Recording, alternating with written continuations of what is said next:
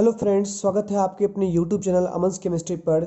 यहाँ हम आपके लिए इन टेक्स्ट एक्सरसाइज और एग्जाम्पल के केमिस्ट्री के सारे प्रकार के क्वेश्चंस हम आपके सामने में उनके आंसर्स के वीडियोस अपलोड करते हैं। और साथ ही साथ आपके जो पसंदीदा क्वेश्चन होते हैं, जैसे कि कोई भी स्पेसिफिक बुक से आप कोई भी क्वेश्चन करना चाहते हैं तो आप कमेंट बॉक्स में डाल सकते हैं। हम उसके सॉल्यूशंस के वीडियोस आप तक पहुंचा दिया करेंगे और आई होप कि आपको वो वीडियोस से उसके सॉल्यूशंस आपको समझ में आ जाया करेगा।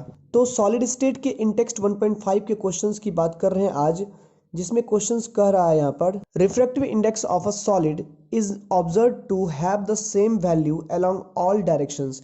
Comment on the nature of this solid, would it show cleavage property.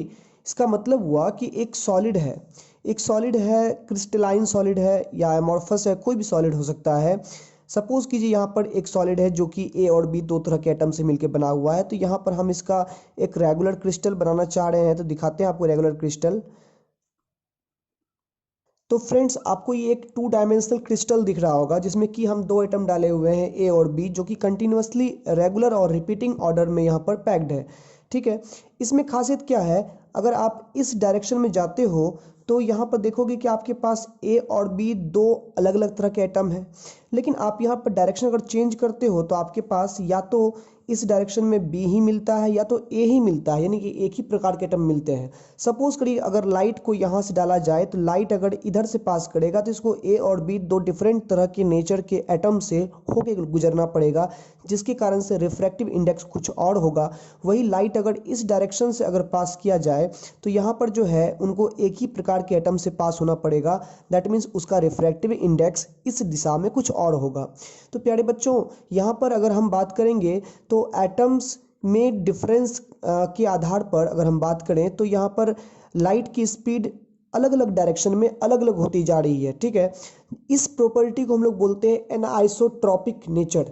ठीक है, एनाइसोट्रॉपिक का मतलब होता है कि different properties in all directions, यानी कि अलग अलग दिशाओं में जो है प्रॉपर्टीज डिफरेंट शो करना एनाइसोट्रॉपिक कहलाता है। ठीक है, लेकिन यहाँ पर देखते हैं हमारे पास सवाल जो है, तो सवाल में कह रहा है कि रिफ्रैक्टिव इंडेक्स किसी सॉलिड का जो है ना वो सेम वैल्यू शो करता है हर एक डायरेक्शन में।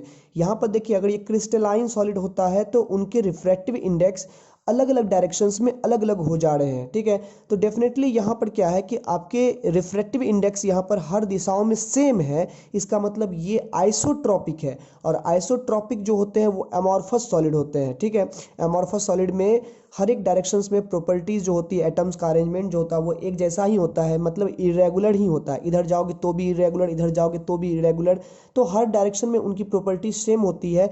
इसे हम लोग आइसोट्रॉपिक कहते हैं। ठीक है, तो आइसोट्रॉपी से समझ में आ गया कि यहाँ पर ये सॉलिड हमारा एमॉर्फस जो क्वेश्चन में कह रहा है। ठीक है, साथ ही साथ अब अगर एमॉर्फस सॉलिड है तो आप जानते हैं कि एमॉर्फस सॉलिड को अगर हम दो पार्ट में कट करते हैं with the help of a knife, अगर हम चाकू से दो पार्ट में इसको कट करें तो उनकी जो सरफेस मिलते हैं वो सरफेस सिमेट्रिकल नहीं होते हैं, रफ सरफेस होते हैं, इरेगुलर सरफेस होते हैं। जैसे कि रबड़ को आप दो भाग में काटो, कांच को दो भाग में काटो, तो वहां पर क्या होगा, उनके सरफेसेस रफ आपको मिलेंगे। ठीक है, तो ये क्लियरली दर्शाते हैं कि यहाँ पर उनमें क्लीवेज प्रॉपर्टीज नहीं मिलती है। क्लीवेज प्रॉपर्टी जो होती है ना, उसका मतलब होता है कि आप अगर एक शार्प नाइफ से आप काटते हो क्रिस्टल को तो उनके सरफेसेस जो मिलते हैं वो सिमेट्रिकल मिलते हैं। लेकिन एमॉर्फस सॉलिड में ऐसा कोई बात नहीं होता है। तो मतलब कि यहाँ रिफ्रैक्टिव इंडेक्स सेम होने से ये पता चल गया हम लोगों को कि ये सॉलिड एमॉर्फस है, और एमॉर्फस के पता होने से ये हो गया कि ये सॉलिड में क्लीवेज प्रॉपर्टी नहीं दिखेगी। तो अब इसका आंसर हम लोग कुछ इस तरह से कर लेंगे। ठीक है, देखते हैं आंसर को। तो इस क्वेश्चन के आंसर हम लेके आए हैं यहाँ पर कि since refractive index of the solid has same value in all directions, क्योंकि हम जान रहे हैं कि रिफ्रैक्टिव इंडेक्स इस क्वेश्चन में कह रहा है कि रिफ्रैक्टिव इंडेक्स जो है इस सॉलिड का हर दिशाओं में सेम है, so it is an amorphous solid. तो क्लियरली है कि ये एमॉर्फस सॉलिड होगा, क्योंकि क्रिस्टलाइन होता तो ये एनाइसोट्रॉपिक होता, एनाइसोट्रॉपिक होने से इनकी प्रॉपर्टीज डिफरेंट हो जाती है हर डायरेक्शन में, लेकिन यहाँ सेम है तो ये एमॉर्फस सॉलिड है। तो it will not show cleavage property, ये क्लीवेज प्रॉपर्टी कभी नहीं शो करेगा। जब इसको हम लोग कट करेंगे एक शार्प एज नाइफ से तो ये जो है रेगुलर इरेगुलर सरफेसेस वाले टुकड़ों में ये बट जाएगा, दो टुकड़े जो इनके मिलेंगे उनके सरफेस इरेगुलर होंगे, तो ये क्लीवेज प्रॉपर्टी शो नहीं करेगा। तो प्यारे बच्चों, आपका आंसर यही रहा।